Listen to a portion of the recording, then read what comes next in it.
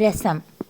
ഒരു ചീനിച്ചട്ടി ചൂടായി അതിലേക്ക് എണ്ണ ഒഴിച്ച് നമുക്ക് കടുക് പൊട്ടിക്കാം, കറിവേപ്പില ഇടാം, ചതച്ച് വെച്ചിരിക്കുന്ന ചെറിയ ഉള്ളി, ഇഞ്ചി, വെളുത്തുള്ളി എന്നിവ അതിലേക്കിട്ട് നന്നായിട്ടൊന്ന് വഴറ്റിയെടുക്കാം.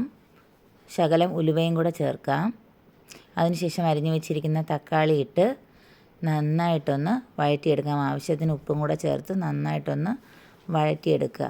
തക്കാളിയുടെ എണ്ണമയമൊക്കെ വന്നു കഴിയുമ്പോൾ അതിലേക്ക് മല്ലിപ്പൊടി, മുളക് പൊടി, കായപ്പൊടി, കുരുമുളക് പൊടി, സാമ്പാർ പൊടി ആവശ്യമാണെങ്കിൽ കുറച്ച് ചേർക്കാം, കായപ്പൊടി എന്നിവ ചേർത്ത് നന്നായിട്ടൊന്ന് ഇളക്കി അതിൻ്റെ പച്ചമണം മാറാനായിട്ട് വയ്ക്കുക. കായപ്പൊടി ഇല്ലെങ്കിൽ നമുക്ക് കട്ടക്കായം ചേർക്കാവുന്നതാണ്. അതിനുശേഷം പിഴിഞ്ഞ് വെച്ചിരിക്കുന്ന പുളിവെള്ളം അതിലേക്ക് ഒഴിക്കാവുന്നതാണ്. കൂടാതെ ഒരു 2-3 കപ്പ് വെള്ളം കൂടി കൂടുതലായിട്ട് ഒഴിച്ച് കൊടുക്കണം. നമ്മുടെ കറി നന്നായിട്ടൊന്ന് തിളയ്ക്കണം. തിളച്ച് ഒരു 10 മിനിറ്റ് ഇരുന്ന് വറ്റുന്ന സമയത്ത് മല്ലിയില ചേർത്ത് എടുക്കാം.